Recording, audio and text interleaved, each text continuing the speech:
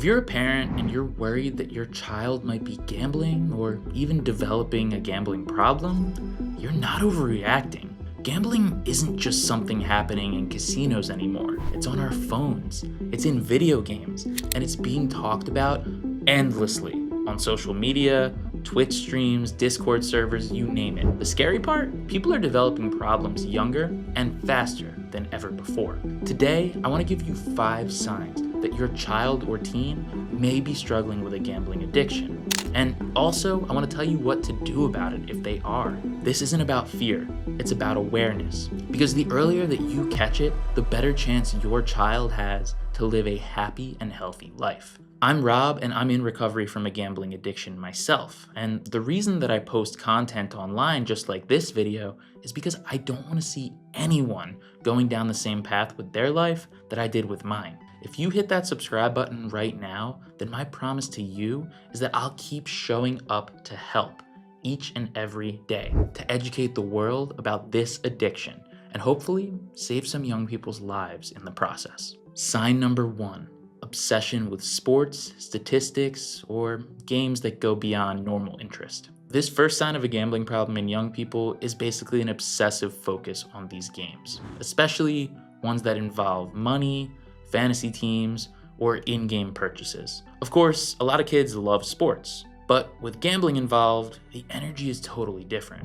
You'll notice that they're constantly checking live score apps or compulsively refreshing their phones on apps like ESPN. They get unusually anxious or excited during late game moments, and they talk about odds of the games, spreads, or payouts in regular conversation. Sometimes they won't even be watching the actual game. They're just watching for outcomes. This isn't passion for their sports team. It's performance anxiety around money. And it's often the very first sign that something has changed about their behavior. When I was in the midst of this addiction, I was constantly finding myself refreshing an app called SofaScore to check on tennis scores. And I would do that in front of my family all the time. They thought I really liked tennis, which admittedly I did. But I didn't like it enough to actually care about Bulgarian amateur tennis at 1 p.m. on a random Tuesday. I was checking that because I had a real problem and I had money on the games. Sign number 2, unexplained money issues. Now this might look like asking for money more often without clear reasons as to why they need it, money or gift cards going missing from your home, random online charges showing up on bank accounts or the App Store receipt, selling personal items without an explanation of what the money is actually going to be used for. If your kid suddenly can't explain where their money is going or how they bought something that you know they couldn't afford, gambling might be the cause. Now, listen, that doesn't mean that they're involved in a gang or a mob like the sports books of, say, 30 years ago, but it could mean that one of their friends used their parents' identity to become the friend group bookie. And maybe they've been making bets at the age of 12, 13, 15, for example, on a regular basis without you knowing. Gambling has changed so drastically, and the idea of what a problem gambler looks like has become something of an enigma. The gambling addict doesn't have to be the classic divorcee and the windbreaker frequenting the Italian deli. It could be John from 3rd period biology. Gambling addiction often starts in secrecy, so look at patterns, not just individual moments. Sign number 3, lies, mood swings, and behavior changes. This one can be tough to detect, but it's incredibly important. It comes down to emotional dysregulation. Has your child started lying more? Are they more irritable, more withdrawn? Do they have mood swings that are tied to money or their access to their devices? Addiction creates stress, especially when someone's trying to hide it from those around them. You might notice that they seem angry or panicked when you bring up money or screen time. They isolate more than usual. They swing quickly between excitement and depression, of course, depending on how things are going online. Even though I remember being admittedly a bit moody as a teen, even before my gambling, it's important to know that these shifts aren't random. It could 100% be gambling leading those reactions. Gambling is emotional, especially when they're chasing losses or hiding consequences. I mean, I can remember early on in my gambling going to really extreme lengths to make it look like everything was okay. But on days where the losses were really piling up, I would snap, and I'd be incredibly short with those around me, especially those that I loved most. If you've noticed a change in how your kid acts, especially around weekends, sporting events, or maybe after hanging out with their friends, I just want you to not ignore it. Sign number 4, in-game gambling behaviors taking hold. This is basically an increased preoccupation with video games. Here's something that most parents don't realize. Your kid might be gambling, even if they've never placed a bet on a sports bet or spun a slot machine. A lot of kids are first exposed to gambling through video games. Things like loot boxes, skins betting, opening packs or crates with randomized outcomes, or even buying into online raffles or wheel spins for prizes. These are gambling mechanics, plain and simple.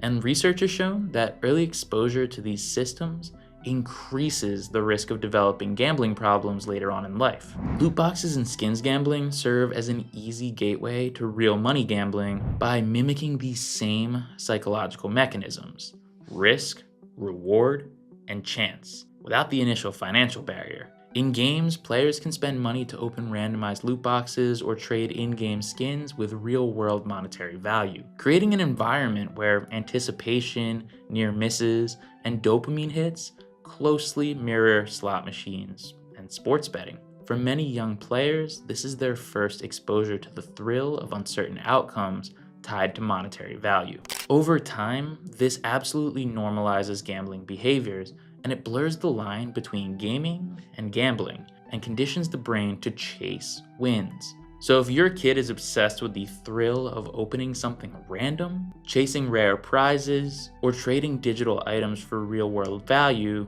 that's a red flag worth watching. Sign number 5, denial or defensiveness when you ask questions. Pay attention to how your kid reacts when you bring up gambling. If your child gets extremely defensive, refuses to talk, minimizes it with phrases like everyone does it, it's not real money, or you don't get it, take these as signs that they could be hiding something. And maybe their gambling has gotten to a point where there's problems. Or maybe they just don't know how to communicate it with you, which could cause more problems to build up. I want to be clear. Your kid gambling doesn't mean that they're a bad kid.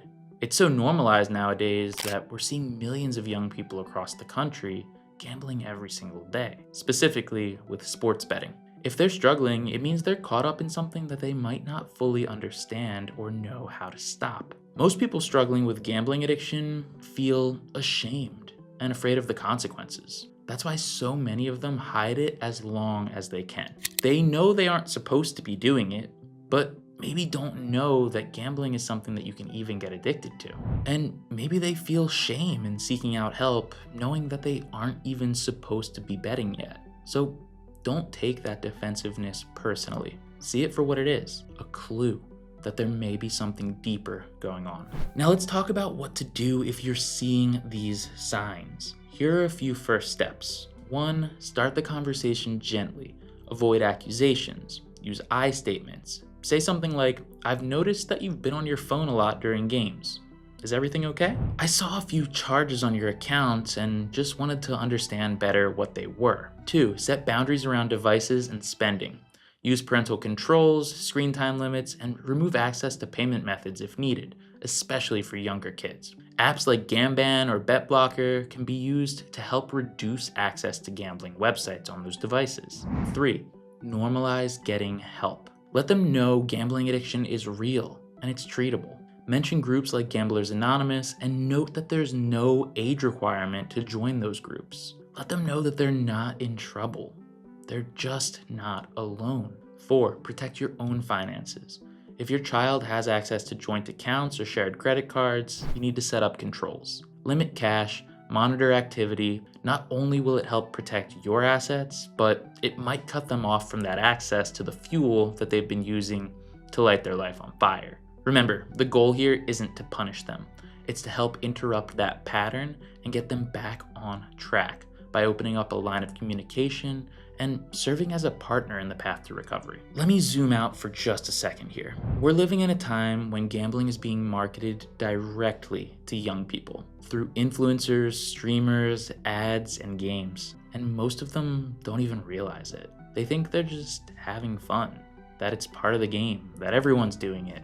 And maybe even more scary, many young people don't even think that what they're doing is gambling. As parents, it's not your job to know every app or every streamer that they follow, but it's your job to ask questions, to stay involved, to model healthy boundaries around risk and reward. Your attention is powerful, your support is a lifeline, and your willingness to speak up might be the thing that helps your kid avoid years of pain down the road. If this video helped you, do me a favor, send it to another parent.